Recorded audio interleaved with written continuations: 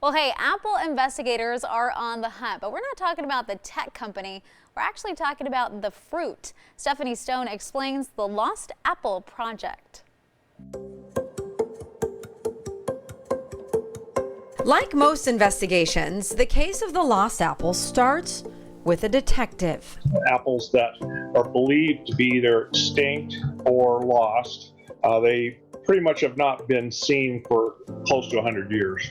This is David Ben Scotter. He's a retired federal agent.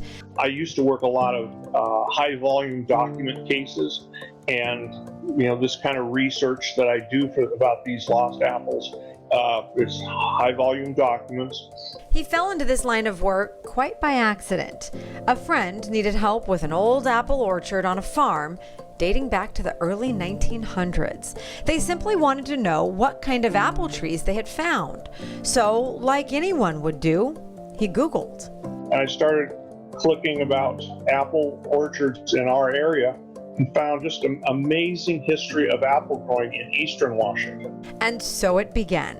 The orchards under investigation aren't in common growing areas, which took his research to old county fairs. And it was just like one of those light bulb moments. And I knew that if this newspaper printed the county fair results just like this every year for a number of years, I'd probably know a pretty good idea what was growing in the county at that time. Which led to Pioneer Days and the Oregon Trail and the first recorded nurseries. Now he's got a Facebook following called the Lost Apple Project.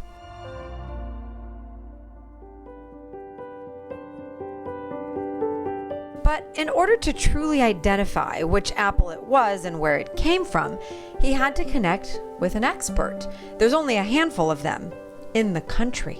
I know a couple of hundred varieties just offhand without any trouble. Sean Shepard is one of them. So when I get an apple in my hand, I look at it and say, what does that look like?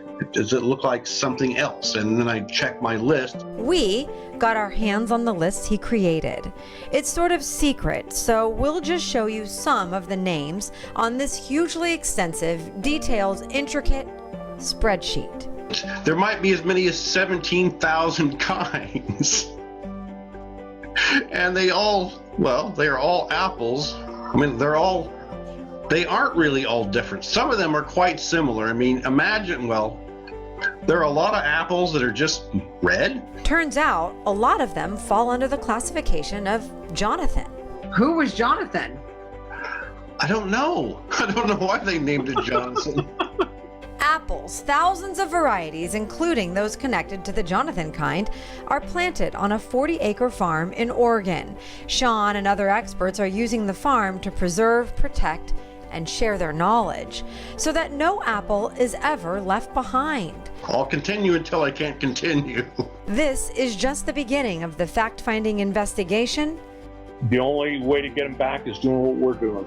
And that's going out to these old orchards and homesteads and looking at these old trees, picking the apples and sending them in to be identified. To preserve America's apple. Stephanie Stone reporting.